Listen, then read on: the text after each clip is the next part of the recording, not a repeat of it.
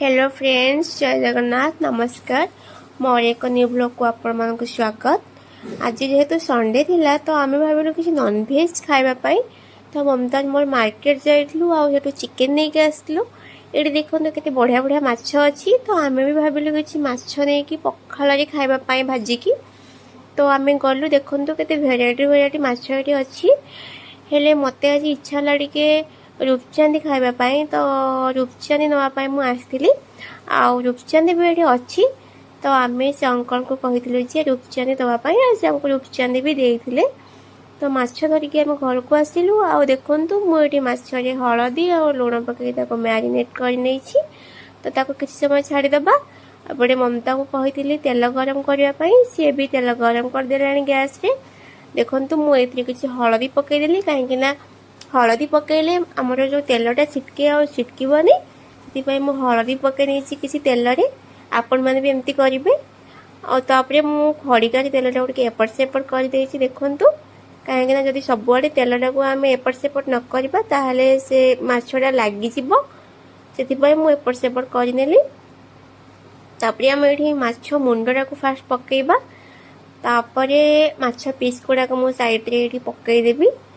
एमती कलापर आउ जहाँ एक्सट्रा रहा को मु आउ गोटे भाड़ी कर माछटा को भाजी।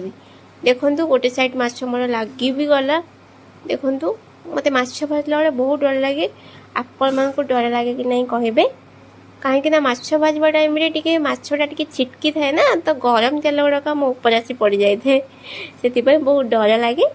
तो माछ भाजवा टाइम टे सावधान सहित भाजवा पड़े से मुझे सावधान सहित भाजुची। देखो ये माछ आमर गोटे साइड हो जाइए तो एवं ओल्टे देवा माछ गुड़ा को।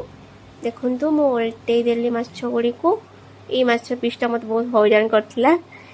देखु केते हैरान मते कला। हाँ फाइनली मो माछ भजा गुड़ाक रेडी हो गलानी पखाल खायापी तो बहुत भल लगे मते। आपण मान को केमती लगे कमेंट करेंगे। देखो माछ भजा रेडी हो गला। ममता को कही पखाल रेडी करने ममता गोटे पखाल भी रेडी कर देछि ता सहित कंचा लंका रसुण पाग टिके माछ सहित ना भल लगे। तो देखो पखाल सहित माछ भजा और ता सहित लंका रसुण पाग आहा कि शांति। आज पागटा भी बहुत मेघुआ मेघुआ अच्छी आ मत वर्षा पाग पखाल खायापी बेसी भल लगे। आपण मान को भल लगे कि नहीं कमेंट करेंगे। देखो ममता पूरा रसुण लंका को चकटी नेलानी तो तापरे आम पखालटा खाईदबा। पखाल खाई सारापर खरा बेल लंच आम रेडी करवा चिकेन। देखु लंका रसुण भी चकटा हो गला। चलतु ये खाइबा। खाई सारापर देखो ममता एपटे चिकेन टा को कषिलानी हेले ये चिकेन बहुत एते शीघ्र भी चिकेन हेनी कहीं कषियापी टाइम लगे। देखो कषा आम रेडी हो गलानी। आ कषाटा केमती देखा कहले बढ़िया देखा जाऊनी। ममता बनई केमती खराब हम जे तो सी पूरा टेस्टी रोषे करे। तो देखो चिकेनटा भी आम कषा हो गला। देखो ममतार खायापी इच्छा अच्छी हेले से मिछड़ा मु गला पर से खाइब देखिए ना एमती कहूली। देखो आम एपटे चिकेन तरकारी रेडी हो गला तो आम मैंने चलू खाइबू। टाटा।